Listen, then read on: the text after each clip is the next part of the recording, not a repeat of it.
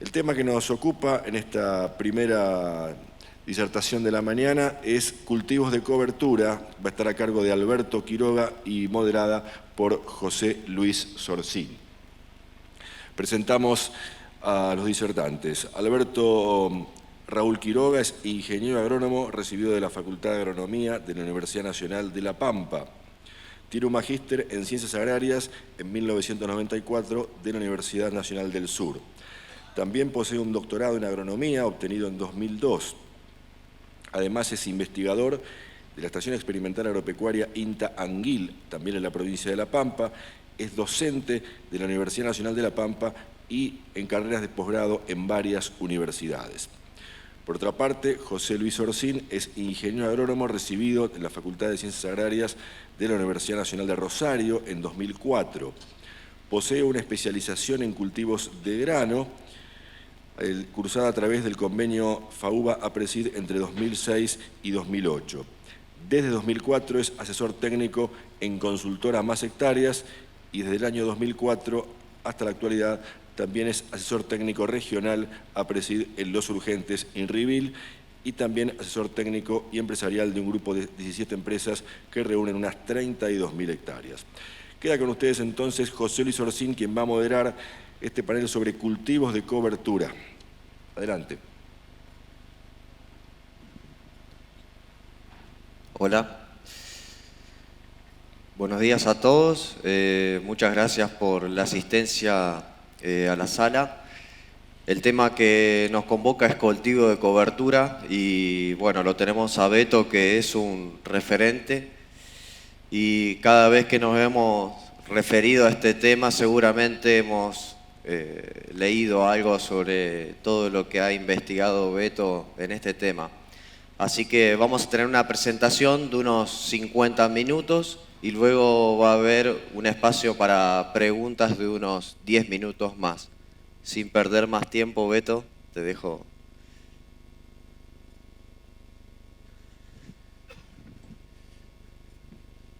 Buenos días a todos. Un poco estas dos fotos de la presentación corresponden a un colega productor, Segundo Verde, que fue uno de los primeros que llevó a escala comercial y prácticamente en todo su campo cultivos de cobertura con dos objetivos. Ahí ustedes tienen en la parte inferior, yo voy a usar el mouse porque estuvimos practicando y se ve bien. Esto es vicia y esto es centeno.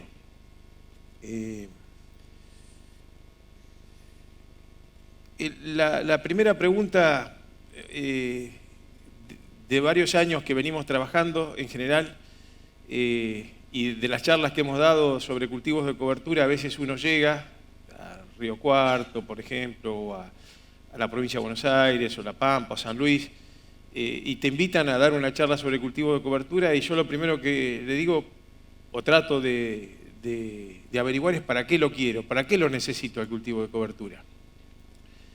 En ese para qué lo necesito, que es tan necesario, está qué tipo de cultivo de cobertura y qué tecnología y cómo voy a manejar el cultivo de cobertura para ese problema que quiero solucionar. Porque en realidad el cultivo de cobertura no lo vamos a comer, no lo vamos a cosechar, vamos a gastar plata. Es una molestia, es un parche. Si uno tuviera que... hay un colega ahí de La Pampa que me decía, ¿y qué le dirías al cultivo de cobertura? Y si sé para qué lo quiero, le diría, no te quiero, pero te necesito. Entonces, cuando preparé esta charla, traté de mirar las demandas de ustedes que me han hecho en estos años al grupo de trabajo. El grupo de trabajo nuestro es un grupo grande, de muchos técnicos que están distribuidos en el país, que están trabajando en cultivos de cobertura. Y de esas mismas demandas que ustedes nos fueron acercando, yo preparé esta charla. Así que las enumeré y vamos a ver que el objetivo por el cual yo puedo necesitar un cultivo de cobertura puede haber más de 20. Yo enumeré 19 objetivos. Y detrás de esos 19 objetivos vamos a ir viendo qué tipo de cobertura necesitamos para cada uno de esos objetivos. Por ejemplo, un tema que se nos está viniendo en gran parte de nuestro país es el problema de la pérdida de cañería para que el agua de lluvia entre al suelo, que es la macroporosidad. Yo les voy a mostrar ahora. Esta es una foto de una lluvia de 35 milímetros, que, bueno, digamos, el suelo tiene una buena capacidad de almacenar agua. La capacidad de almacenar agua, digamos, ilustrar a aquel que por ahí no conoce el tema, el agua útil que nosotros usamos para producir se almacena en poros menores de 10 micrones. Las cañerías menores de 10 micrones son las que retienen el agua que después van a usar los cultivos.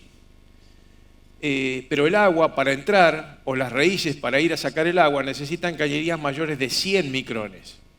Entonces, uno de los problemas que tenemos es que ante una pequeña pérdida de materia orgánica, se sueltan las arenas finas o los limos, que tienen, un limo tiene entre 2 y 50 micrones. Entonces, ¿qué hace un limo suelto? Se manda por la cañería de 100 micrones, que es y la tapa. Entonces, estamos teniendo este problema de encharcamiento, de falta de piso, una pequeña lluvia ya le cuesta entrar. Bueno, aquí los cultivos de cobertura han sido claves, y yo se lo voy a mostrar cómo hemos ido solucionando estos problemas. Ahí simplemente les muestro el sistema poroso para que ustedes por ahí lo...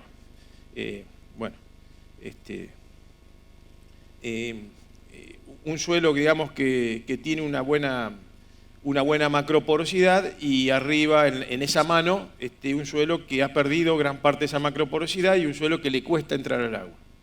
Así como al agua le cuesta entrar, cuando la raíz quiere sacarla también le cuesta salir. No es solamente el ingreso. Esto es, por ejemplo, la pampa. Un lote de soja con manchoneo, el suelo falta de macroporo. Esto es Chaco. Esto es el norte de Santa Fe. Ahí se ve girasol sobre algodón. Esto es oeste provincia de Buenos Aires.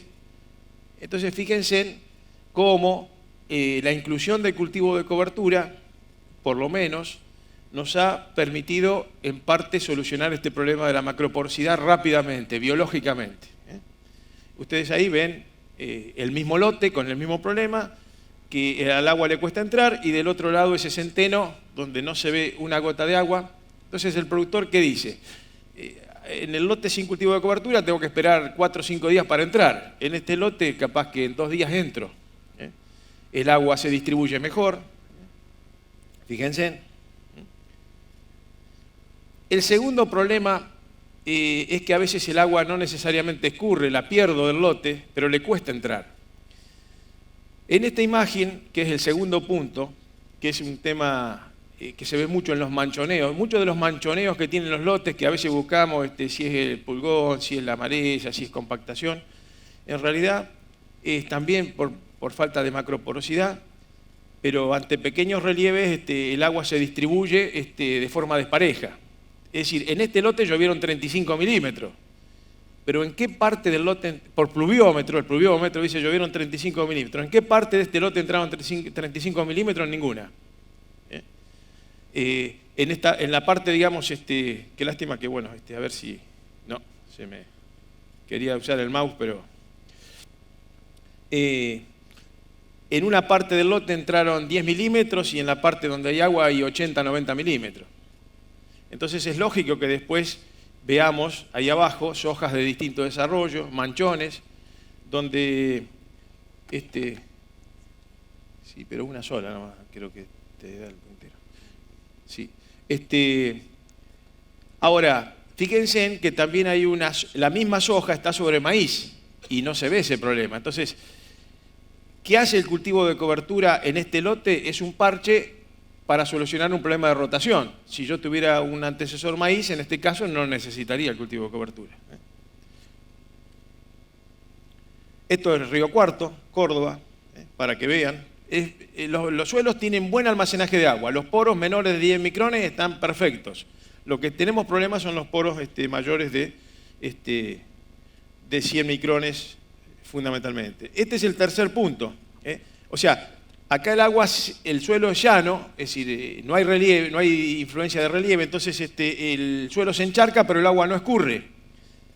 El problema es cuando tengo pendiente. El mismo problema de falta de macroporosidad me lleva al tercer punto, que en algunos casos es el tema de solucionar problemas de erosión hídrica. Río Cuarto, ahí se ve escurrimiento de sedimentos, para que vean cuando hay pendiente. Fíjense, lotes que están cultivados, rastrojo de soja, monoculturas de soja. Bien, hasta ahí hemos visto 3 aspectos. Un cuarto aspecto que no hace mucho, hará 4 o 5 años que lo venimos abordando. Dentro del grupo nuestro, los que quizás hoy están tratando de ser referentes son los chicos de... le digo chicos porque la mayoría son exalumnos o tesistas, son los jóvenes, digamos, de INTA de Marco Juárez, Tomás Baigorria, Cristian Cazorla, y ahí lo estamos animando, por ahí anda Salvador Prieto también, que lo estamos empujando un poco hacia el norte, que nos ayude. El tema de malezas. Por casualidad, por rebote, porque haciendo ensayos con cultivos de cobertura para otras cosas, empezamos a ver las malezas. Pero ¿y dónde están las malezas? Acá no están, o aparecen más tarde. O tendría que normalmente aplicar el herbicida y no lo necesito aplicar, ¿por qué? Porque tengo un cultivo de cobertura y ahora la maleza no está. Entonces, fíjense, este es un módulo CREA, donde también se nos planteó el problema de manchoneo, y ustedes ahí ven en la soja malezas, rama negra, en el maíz.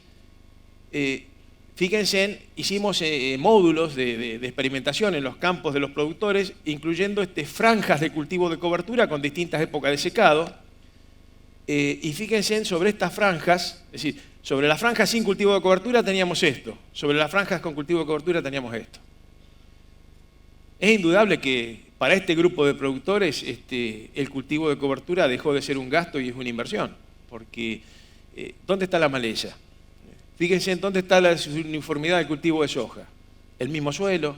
¿Qué le hicimos? Le solucionamos la macroporosidad, generamos cobertura y con eso estamos de alguna manera teniendo una fuerte influencia sobre las malezas. Habría que por ahí tener más estudios, pero lo que sí vemos que centeno, por ejemplo, o triticale, el triticale nos gusta mucho, digamos, cuando hay lotes con problemas de malezas bravos, yo les diría que al uso de herbicidas, si es posible, acompáñenlo con algún cultivo de cobertura que van a tener mucha más satisfacción, digamos, cuando queremos empezar a limpiar lotes de malezas complicadas. El triticale anda muy bien. No sé, pensamos que puede tener como complemento, aparte de la competencia, efectos alelopáticos, pero es un cultivo de cobertura que anda muy bien. Bueno, esta soja rindió, decimos el gasto del cultivo de cobertura, esta soja rindió 600 kilos más, de entrada, el primer cultivo de cobertura. Malezas, ahí tienen ustedes. A veces lo difícil que es controlar las malezas en sorgo, tremendo, porque el sorgo todos sabemos, digamos, que es difícil. Fíjense cuando le metemos cultivo de cobertura ahí, prácticamente desde el cultivo de cobertura los cultivos de sorgo son mucho más, más limpios. Aquí simplemente lo queremos mostrarle en barras verdes y esa T dice testigo, es decir, es un cultivo de verano que va a otro cultivo de verano con 6-7 meses al medio donde no hicimos cultivo de cobertura. Y ahí tienen la presencia en planta por metro cuadrado, en verde de dicotiledonias y en rojo de monocotiledonias. Y al costado, en las franjas con cultivo de cobertura, las mismas malezas. Fíjense cómo. El quinto objetivo, esto es 9 de julio, provincia de Buenos Aires. El quinto objetivo por los cuales en varias zonas han entrado los cultivos de cobertura es tratar de fijarnos el nitrógeno. Y bueno, yo segundo verde que les mostré al principio y varios productores han entrado, sobre todo ahora que por ahí corremos un poco la fecha de siembra de los maíces hacia diciembre, dándole septiembre, sobre todo a la vicia, logramos muy buenos aportes de nitrógeno y realmente esto lo copia muy bien, porque cuando dejamos esos chanchos que ustedes ven ahí, que el productor, es decir, cuando intervenimos un problema con cultivo de cobertura o hacemos una franja con cultivo de cobertura y lo contrastamos con el resto del lote, o hacemos en todo el lote cultivo de cobertura y dejamos una franja testigo de lo que hubiese sido sin cultivo de cobertura, para ver después cómo evoluciona el maíz, cuál es la respuesta a nitrógeno, qué hubiese pasado si yo fertilizo, ¿no es cierto?, sobre el antecesor vicia, sobre el testigo sin vicia. Bueno, eso lo estamos haciendo en varias partes del país. El otro aporte me parece clave, que no solamente es, lo vamos a ver más adelante, no solamente es importante para la agricultura, sino también para la ganadería. Ahora que hemos intensificado la ganadería, que hacemos más hilo, estos hilos sacan casi todo el carbono del lote, es el aporte de carbono. El aporte de carbono no solamente entre cultivos de verano, de cosecha, sino después de un silo destinado a la ganadería. Está siendo muy importante el aporte de carbono que pueden hacer los cultivos de cobertura. En esta transparencia lo que traté de mostrar es cómo en la primera parte, en la línea esa azul, en la primera parte que salta, que muestra altos niveles de materia orgánica, hay un equilibrio entre entradas y salidas. Hay un equilibrio bueno de patas largas que entran y patas largas que salen, buenos nutrientes que entran y salen. Después se transita un periodo de pérdida, donde el suelo como tiene sigue entregando, pero como va recibiendo menos, en un momento, digamos, no puede entregar lo que venía entregando porque lo limita la entrada, que es la tercera línea donde dice equilibrio, pero de patas cortas. Bueno, hay muchos lotes nuestros que se han acercado a ese equilibrio de patas cortas. ¿Y cómo salimos de ese equilibrio? Si tenemos que seguir produciendo cultivos, tenemos que seguir teniendo rentabilidad, porque si no hay rentabilidad, no hay... Entonces, ¿cómo poder seguir teniendo cultivos o seguir haciendo lo que veníamos haciendo, pero tratar de modificar ese equilibrio que hoy nos limita? Porque ese equilibrio de patas cortas significa pérdida de poros, pérdida, ¿no es cierto?, de todo lo que es la administración del agua.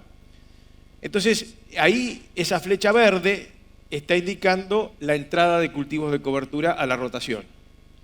Y cómo el cultivo de cobertura puede levantar de alguna manera y modificar, haciendo crecer esa pata chica de entrada, hacerla más larga. Bueno, eso se ve un poco en esta bibliografía, que la puse porque, si bien hay muchos datos nuestros, hay libros escritos, digamos, sobre esta problemática, me pareció interesante mostrarles que ya en el 96 este grupo de investigadores comprobaron que los contenidos de materia orgánica fueron mayores cuando se incorporaron cultivos de cobertura en la rotación. O sea que ya se estaba valorando hace, ¿no es cierto?, casi 20 años la importancia de los cultivos de cobertura para aumentar la materia orgánica. ¿Y qué fracción de materia orgánica? Que también lo hemos visto en los congresos anteriores. Fundamentalmente las fracciones más livianas, que es lo que dicen los autores. O sea que la inclusión de cultivos de cobertura afectó positivamente y en mayor grado las fracciones más lábiles, más livianas, que son las responsables de la estabilidad de los macroporos, de la cañería grande del suelo. Esto para que vean ustedes que lo que estamos viendo en los campos está respaldado por procesos de la ciencia, no por procesos de nuestro grupo, sino la ciencia con su conocimiento, y está dándonos un visto bueno de que los procesos los estamos manejando a favor nuestro. El otro tema, el punto 7, es el drenaje biológico. Yo lo que hace poquito tuvimos en una jornada sobre napas en Marcos Juárez, y bueno, viajando un poco por la zona, Junín, Marcos Juárez, Lincoln, uno ve que casi el 70% de la superficie hoy está en barbechos, no estamos gastando agua. Dejamos de gastar de agua en abril y hasta noviembre no vamos a volver a gastar agua.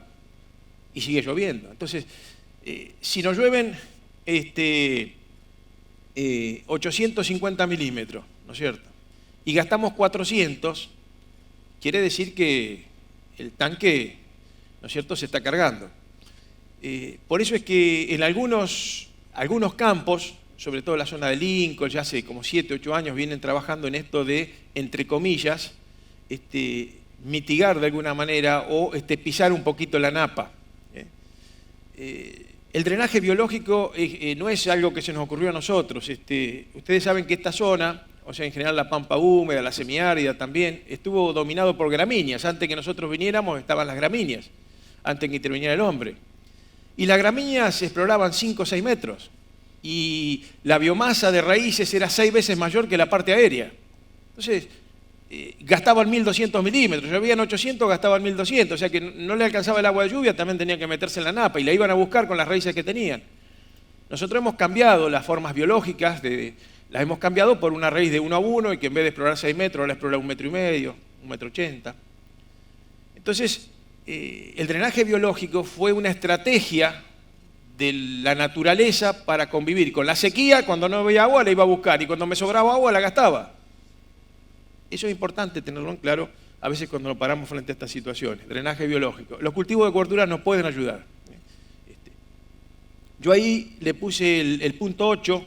En esto estamos trabajando mucho en la subhúmeda y semiárida, que es el almacenaje de agua.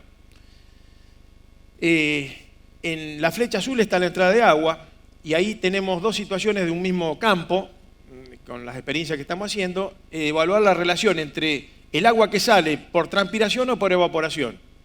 La flechita verde del suelo desnudo, ahí de ese maíz sobre la soja con poca cobertura, marca la transpiración y la roja la evaporación. Fíjense con cultivo de cobertura cómo invertimos la relación, transpiración-evaporación. Eso es importante. Ahora vamos a ver algunas fotos que nos impactan, porque cuando lo hicimos en los campos de productores, después de ver eso, los productores decían, pero bueno, no, entonces, y por eso creció tanto los cultivos de cobertura, porque si bien estos son procesos que uno los puede conocer como procesos, cuando los ve en el campo de esta manera, por ejemplo, en el campo del productor y hacemos reuniones, ¿no es cierto? Y claro, ese maíz que está a la izquierda es una soja sobre maíz y cultivo de cobertura, y a la derecha, donde está más desarrollado, tiene un cultivo de cobertura.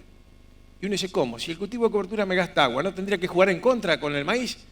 ¿Saben lo que pasa? Que las lluvias de 30, 40 milímetros, 20, 30, 40 milímetros, que son las más frecuentes, se acumulan en la capa superficial del suelo, primeros 20 centímetros. Cuando no hay cobertura, si ustedes este verano hubiesen tomado la temperatura de los primeros 5 centímetros del suelo, 69 grados de temperatura. Ya. Cuando uno decía 40 grados en el ambiente, 69 grados llegaron los suelos. ¿Qué agua puede quedar sin cobertura?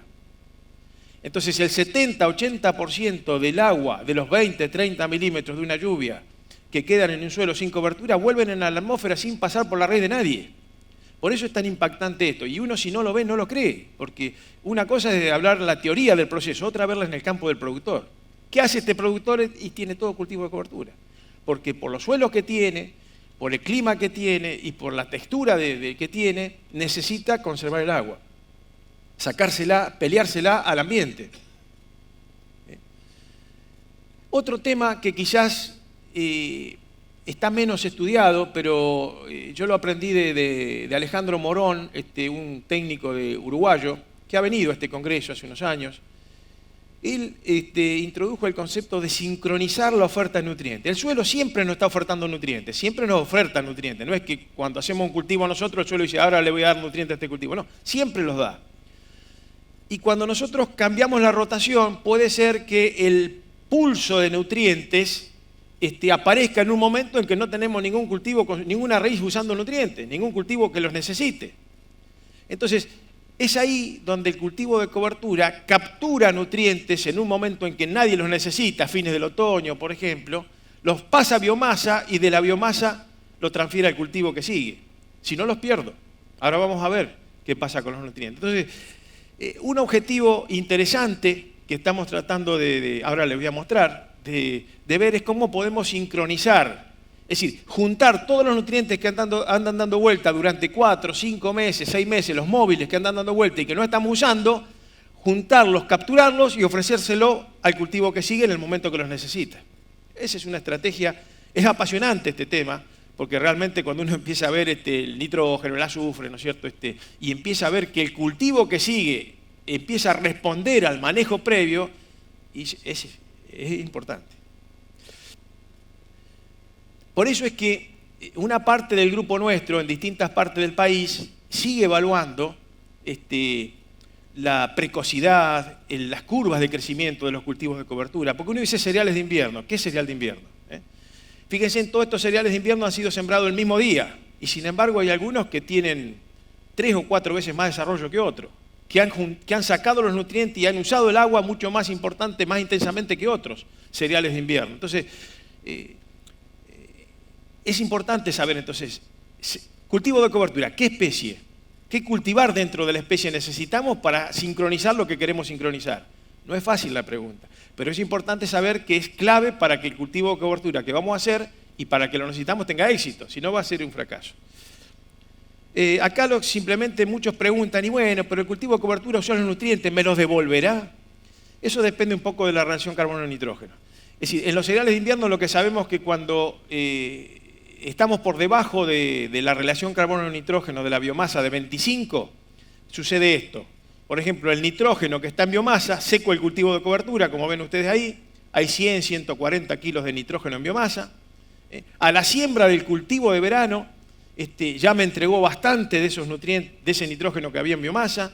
A floración del cultivo de maíz, en este caso, fíjense en que ya me entregó casi el 60-70% del nitrógeno que tenía en biomasa, porque lo sequé para que se fuera rápido, con una relación carbono-nitrógeno baja. Lo mismo pasa con el fósforo. Paso rápido esto, pero esto lo tenemos también abordado como grupo para entender, digamos, qué pasa si yo lo seco ahora o si demoro un mes la secada del cultivo de cobertura, qué va a pasar con los nutrientes, lo va a recibir el cultivo que sigue, cuánto, qué cantidad.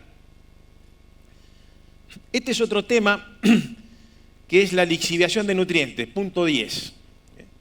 Fíjense ahí, el udol que dice arriba, udol, es un suelo de la zona de noreste de La Pampa, la zona de Alvear. De 0 a 1 metro, de 0 a 100 centímetros, fíjense en el barbecho hay 146 kilos, no en nitratos, parte de producción, kilos de nitrógeno por hectárea, de 0 a 1 metro. Pero fíjense que de 1 metro a 2 metros y medio, 185 kilos.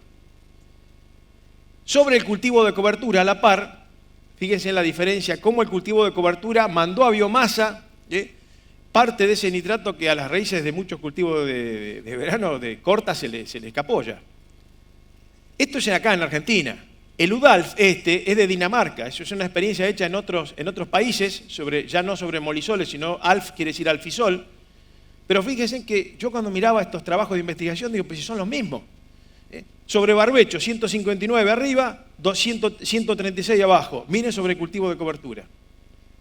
Entonces, hay mucho, es decir, la materia orgánica, a fines del otoño, cuando ya nadie, es decir, ustedes piensen que un maíz, si ven la curva de desarrollo del maíz, cuando el maíz ya, unos pocos días después de floración prácticamente, ya deja de consumir nitrógeno, después lo que hace es redistribuir el nitrógeno que consumió y lo manda a grano, pero entonces capaz que en febrero el maíz ya dejó de consumir nitrógeno y en febrero tenemos temperatura y humedad y el suelo sigue entregando, ¿y quién no usa eso? Entonces, mucho de ese nitrógeno es el que aparece en las napas. Uno va a mirar las napas nuestras y hay un montón de nitrógeno, digamos, en las napas. ¿Por qué? Porque es lavado. En las rotaciones de la década del 70, 80, ¿quién recuperaba esto? Las gramíneas perennes. Dijimos que las gramíneas perennes tenían 3 metros y medio, 4. Entonces, cuando uno hacía la rotación 4x4, el que rescataba la pérdida de la agricultura eran las raíces profundas. ¿Sí? Todo lo que se había escapado de la agricultura, venga de nuevo arriba. Entonces, eso lo perdimos. Entonces, si lo perdimos como rotación, ¿no será importante en algunos suelos meter un cultivo de cobertura para capturarlo y para que no se me pierda y para tener que fertilizar menos? Bueno, ahí está un poco lo mismo, lo paso. Ahí simplemente ven nosotros, Ciencia del Suelo el otro día mostró hasta dónde muestrear, el taller de ayer, 0,20, 20-60, pero fíjense en que en algunos suelos, 0,20, 20-60, 60-100, 100-150, miren de 150 a 2 metros, 90 kilos de nitrógeno. Claro, la lluvia llevaron el frente de humedad, 7 meses que no consumo agua, más la senescencia del cultivo. Cuando queremos acordar, estamos consumiendo 4 meses, de los 12 meses estamos consumiendo 4 meses agua y nutrientes. Y el último mes del cultivo que consume agua no necesita el nutriente. O sea que estamos consumiendo nutrientes 3 meses de los 12 meses del año. ¿Y qué pasa con el nutriente móvil? Ojo, Acá lo que tienen el balance que yo les decía, me llueven 850 milímetros, que son 8.500.000 litros por hectárea. Y yo estoy consumiendo 4 millones de litros con un cultivo anual. ¿Controlo la recarga o la recarga me está pasando por arriba? ¿Cuánto de mi falta de piso es porque no consumo agua? Entonces fíjense que un cultivo de cobertura no me soluciona el problema de inundación, pero me alivia, porque me consume 3 millones de litros de agua, más o menos. Si lo dejo, un poco más. Entonces, este punto número 11 es un punto que lo hemos discutido bastante frente en las zonas que tienen problemas de inundación, ¿no es cierto? Que es un punto, es decir, si me está entrando agua y yo no la gasto, ¿cómo controlo? no la gasto. Y es aquí donde ayer decíamos, yo hago un trigo soja, sí, pero si haces un trigo de julio y una soja de segunda, posiblemente ese trigo de julio, trigo corto, y una soja de segunda, te consuma la misma agua que una soja de primera. Lo que hay que hacer, si quiero gastar agua, es un trigo de mayo. Y eso es lo que discutíamos yo en el taller. ¿Por qué no hacer un trigo de mayo cuando me sobra agua? El punto 12, que hemos abordado con el problema de cultivos de cobertura, es este. No tengo cobertura, ¿no es cierto? Quiero seguir haciendo lo que vengo haciendo. La napa se me aproxima y fíjense que la napa no es buena, no es una buena compañera, no solamente es agua. Entonces, si esta foto de esta calicata, nosotros hacemos una calicata y la dejamos 10 días, que la calicata, el sol, nos cuenten qué hay. No necesitamos hacer casi ni análisis, porque uno mira esto y ¿para qué vamos a hacer análisis? Entonces, fíjense, si esta foto es de abril, me dicen que este año va a ser niño, que en diciembre va a llover unos 80 milímetros más, qué sé yo, y yo voy a salir a sembrar en noviembre, si hago una soja y que va a consumir agua en diciembre. ¿Qué puedo esperar de este perfil? ¿Qué puedo esperar? En abril yo estoy teniendo la foto de lo que me va a pasar en diciembre, enero. ¿Cómo no incluir un cultivo de cobertura ahí? ¿Cómo no gastar un poco de agua? ¿Cómo no generar cobertura para evitar la evaporación? Y que 2 milímetros de evaporación por día son 20.000 litros de agua. A 5 gramos, esta tiene más, pero una napa un poquito más buena, de 5 gramos por litro, son 100 kilos de sales por día que llegan a la superficie del suelo. ¿Lo puedo manejar ese proceso? Y claro, una vez que lo tengo encima, ¿cómo lo manejo? No lo puedo manejar. Pero si yo en abril tengo esta foto, puedo meter una cebada, cervecera, forrajera, ¿no es cierto?, y mitigar mucho este problema. Fíjense. El productor te dice, se me manchonea las hojas, tengo manchones de sal. ¿Y cómo no vas a tener manchones de sal? Los hilos, el punto 13. Es decir, ahí tenemos un maíz que ha sido cosechado y al lado hemos simulado que todos los rastrojos de ese maíz lo hemos retirado. Llovió. ¿Cómo no meter en un cultivo de cobertura? Y si ya el maíz fue bueno, me aportó a la ganadería, ¿cómo no? Y lo que estamos haciendo más aún en algunas zonas es adelantarnos al maíz y a lo mejor con avión, 1 mes, 2 meses antes, tirarle. Ahora vamos a ver ese tema también. Entonces, ¿qué yo puse acá? No mostré el proceso, porque hay una serie de procesos, ¿no es cierto? Hay muchos de los procesos que yo mostré que están ocurriendo. Me falta cobertura, se me evapora el suelo, se me plancha, no pierdo macroporos, tengo mala distribución de agua. Es un tema importante, ¿no? Que lo podemos emparchar con un cultivo de cobertura. El estrés térmico. Bueno, estamos con unas pistolitas ahí midiendo temperatura. Claro, este es el mismo lote, fíjense en cómo administra febrero 2014. Fíjense, la planta me está diciendo que su ambiente es mucho más adecuado cuando tiene esa cobertura. Claro, si yo les digo que ahí había 69 grados de temperatura, ¿cómo hace la planta? ¿Cómo hace uno con un radiador chico, ¿no es cierto?, que puede refrigerar poco ante una demanda de alta temperatura, ¿no es cierto? O sea, se me calienta el motor. Y esta planta lo que hace es que no alcanza a poder refrigerar con la transpiración para bajar la temperatura. Entonces, no puede administrar la temperatura. Entonces, mientras esta planta a lo mejor tiene una temperatura en hoja, en biomasa de 32 grados, esta tiene 38, 40. Y por más que haya agua útil abajo, el golpe de calor, ¿no es cierto?, lo da esta relación. La erosión eólica. Esto lo aprendí porque me lo choqué también, ¿no? Pero el hecho de pasar maíces de octubre, ¿no? O sea, cuando uno sembraba maíces en octubre, fines de septiembre, octubre, más o menos que entre el frío, la humedad del invierno y la poquita salida de la primavera, con poca cobertura yo me arreglaba porque después se arreglaba el maíz. Pero ahora esa misma rotación, el maíz en vez de sembrarlo a fin de octubre, lo pasé a diciembre. Y quiero que esa cobertura que apenas me llegaba a septiembre, ahora me cubra los problemas de octubre y noviembre. No. Y es ahí donde parece, estas son situaciones donde corrí 2 meses la fecha de siembra de maíz sobre suelos que llegabas apenas a cuentagotas a poder controlar los procesos y ahora se me vuela el campo, claro. Fecha de siembra. El otro es los ciclos. A veces meto ciclos distintos, el índice de cosecha. Ayer hablamos de los maíces ultraprecoces, que son estratégicos, pero también no me dejan mucho. Entonces, todos estos temas han hecho, digamos, que los cultivos de cobertura me puedan ayudar a tomar estas decisiones tecnológicas, me acompañen para que no sean tan graves. Fíjense, lo que mostré antes es la zona de Córdoba, Huinca Ranacó, Vicuña Maquena, tema Almaní. Esta es la entrada ya a Vicuña Maquena, acá está el peaje. Fíjense, un año, vienen los alambres tapados. Este de abajo es La Pampa. Anclaje. Este es un tema que estamos usando fotos viejas, porque en realidad esta foto que ven ustedes acá, no estaba pensado el cultivo de cobertura como una estrategia para anclar las chalas y que no se me muevan las chalas del lote y no aparezcan en el alambre o que no estén mal distribuidas en el lote por el viento y después no pueda sembrar. Esto lo hacíamos en los sistemas mixtos para tener pasto antes, o sea que a principios del 2000, ni siquiera como hablando de cultivo de cobertura, usábamos siembras aéreas bastante antes de la cosecha del maíz para que cuando cosecháramos el maíz ya directamente ese mismo día entraran los animales a comer verde y chala.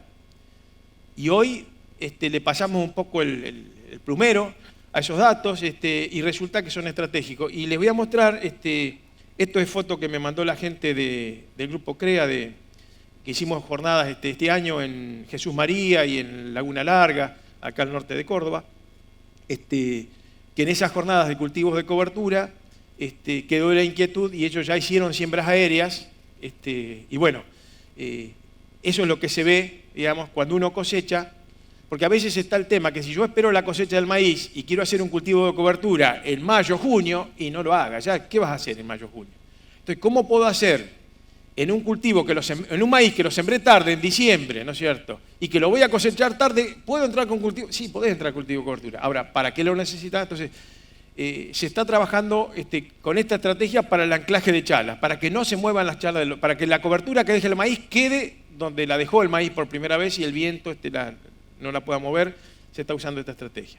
Transitabilidad, ya lo dijimos hoy. En algunas zonas, para tener mejor piso para sembrar, mejor piso para cosechar, se está usando cultivo de cobertura. Lo muestro. En riego, hemos ido al sur, hemos estado en el Río Negro, en algunos lugares donde el costo de 1 milímetro por aspersión es alto. Y si de ese milímetro que estoy aplicando por aspersión sobre un suelo con muy baja cobertura en enero, el 60% de ese milímetro que me cuesta unos cuantos centavos de dólar, no sé ahora cuánto, me lo lleva el sol. Entonces, en esos ambientes, aún bajo riego, estaría achicando bastante los requerimientos de riego, acompañando el riego con cultivo de cobertura. Se está usando en varias zonas, incluso han entrado con mijos, con moas también para otros momentos de la rotación en estos ambientes. Cumplir los planes de siembra. Esto es lo primero que ve un productor cuando entra en cultivo de cobertura, dice, pude sembrar cuando lo necesité. Tenía un plan de siembra, dije que iba a sembrar el 10 de noviembre y el 10 de noviembre sembré. Entonces, es un tema también que por ahí no lo valoramos mucho, pero aquel que siembra mucha superficie, que tiene equipo, que tiene escala, no puede decir, bueno, tengo que esperar una lluvia porque ir salteando lotes, ¿no es cierto? Tengo que esperar que llueva 20, 30 milímetros para poder sembrar, o estaba sembrando y tuve que dejar sembrar, se me fue el agua.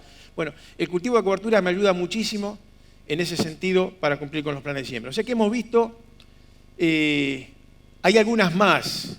Hay una que se las voy a tirar como primicia, digamos, primicia para mí. Quizás la ciencia ya lo sabe y yo soy el burro que no me enteré porque no leí o no me preocupé, pero ustedes saben que hay muchas zonas de nuestro país que tienen pHs 5,6, 5,8. En ese pH del suelo a veces hay problemas de disponibilidad de micronutrientes, sobre todo, de algunos micronutrientes, en ese pH de esos suelos.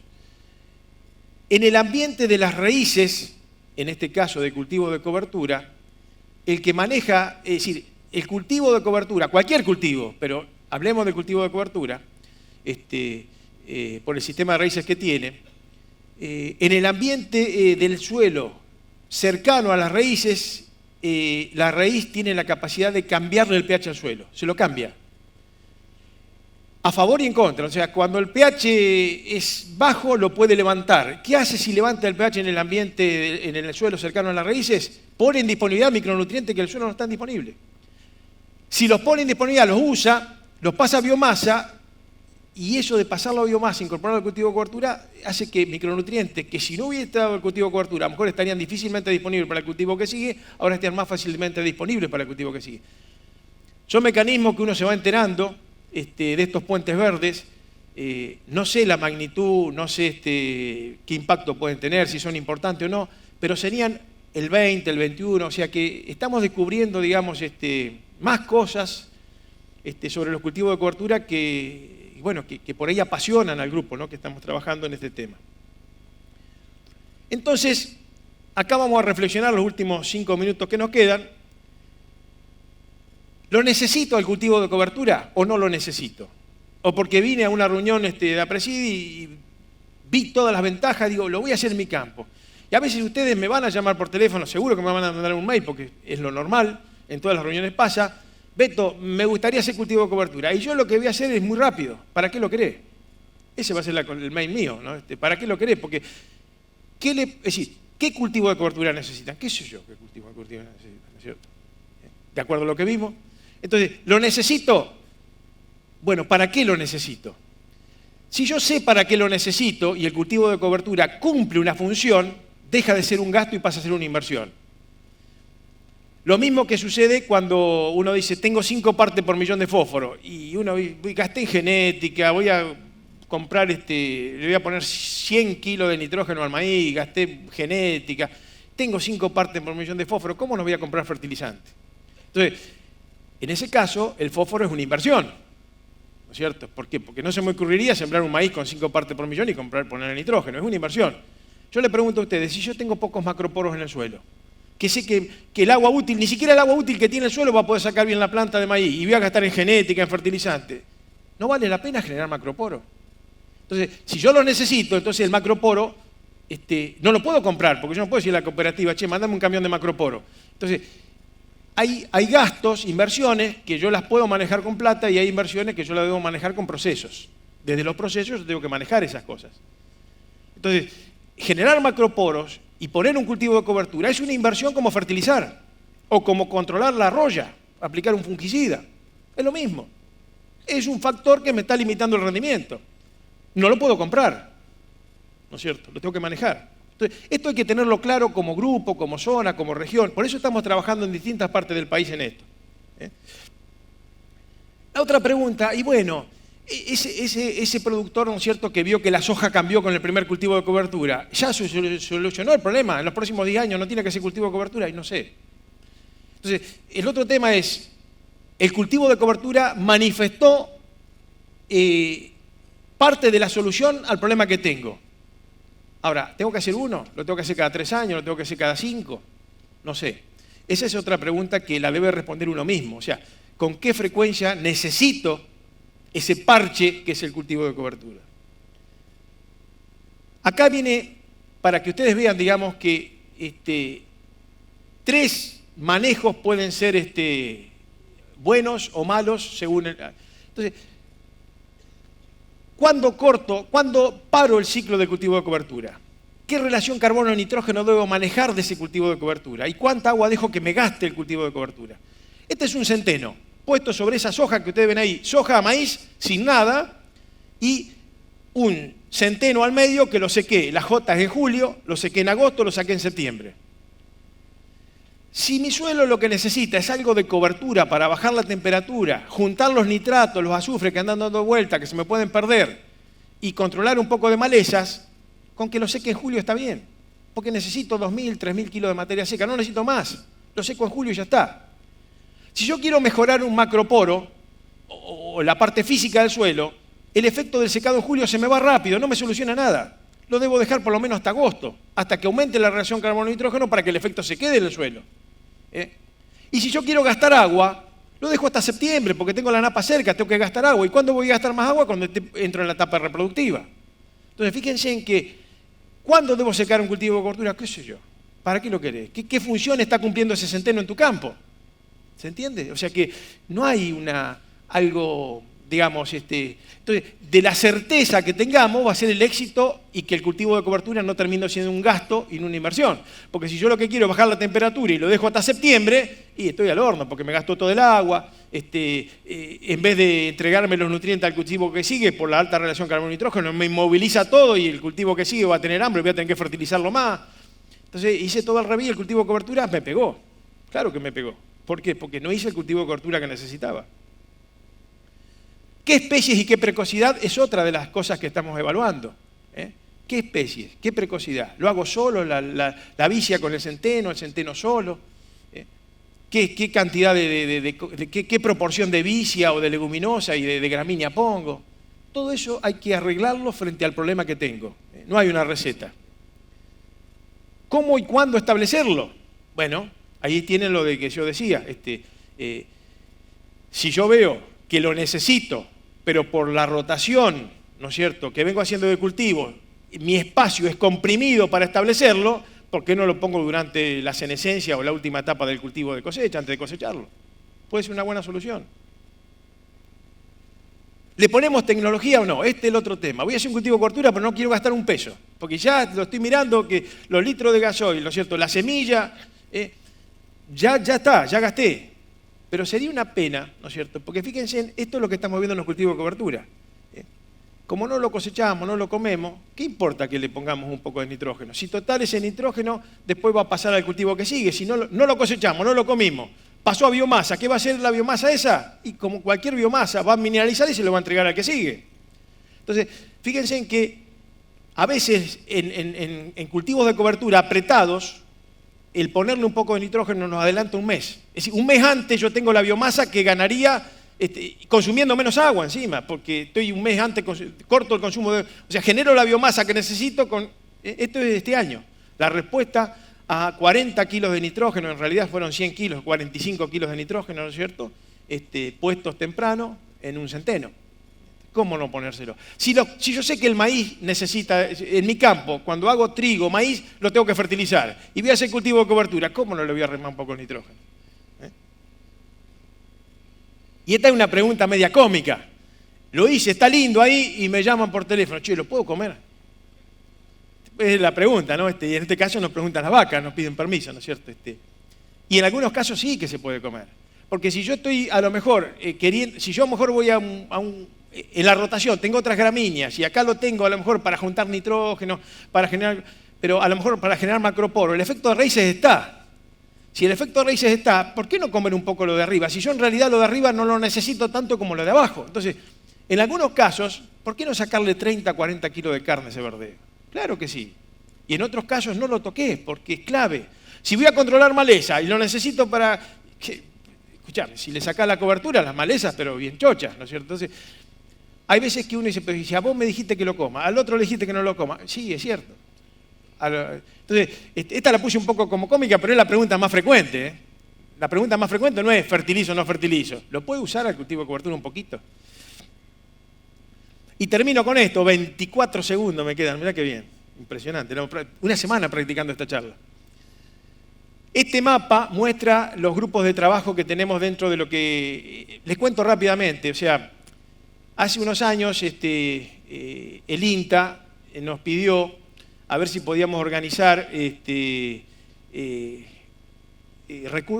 juntar recursos humanos que estuvieran trabajando, que pudieran trabajar en lo que es gestión del agua, pero en producciones de secano, no bajo riego, sino cómo poder administrar, usar, pensar, elaborar estrategias del agua en secano, poniendo raíces más profundas, cambiando ciclos, bueno.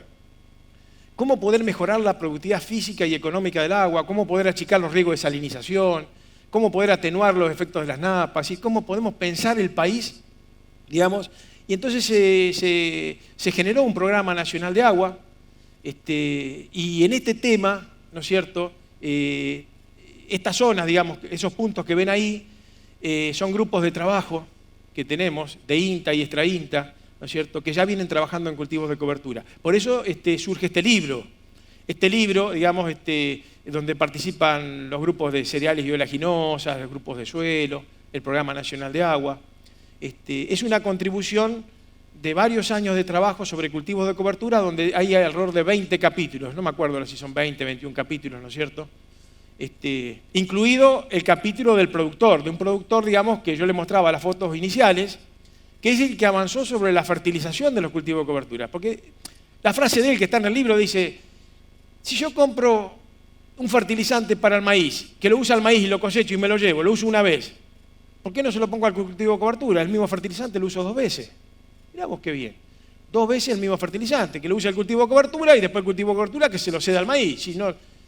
Entonces, así empezamos a trabajar en estos temas, digamos, muchas ideas son de productores, como por ejemplo, cuando el cultivo de cobertura lo necesito para drenar y me genera mucha biomasa por ahí y después voy a un cultivo sensible como un girasol que le molesta un poco la cobertura, ¿por qué no usar, en vez de usar barrerastrojos, por qué no tapar boquilla? Entonces tapo la sembradora de fina, le dejo 2 boquillas libres, una la tapo, 2 libres, una la tapo, y ya desde la siembra genero para que aumente la temperatura, para que el suelo esté...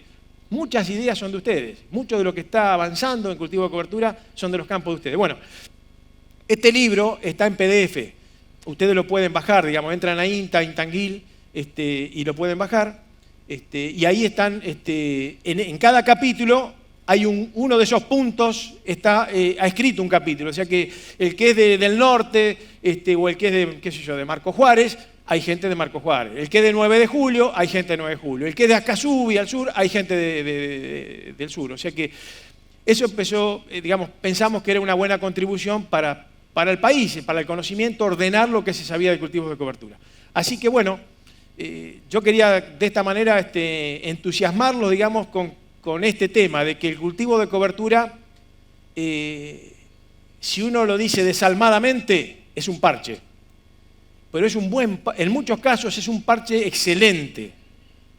Aquel que lo necesita, no se prive de hacer un cultivo de cobertura, no se prive, tenga la satisfacción de solucionar parte de su problema, que no lo puede solucionar con plata, con procesos que, entendiendo los procesos y los problemas de algunos de sus campos, pueden ver cuál de estos 20 puntos que yo le mostré es el que están necesitando y de esa manera definimos qué cultivo de cobertura podemos tener. Muchas gracias.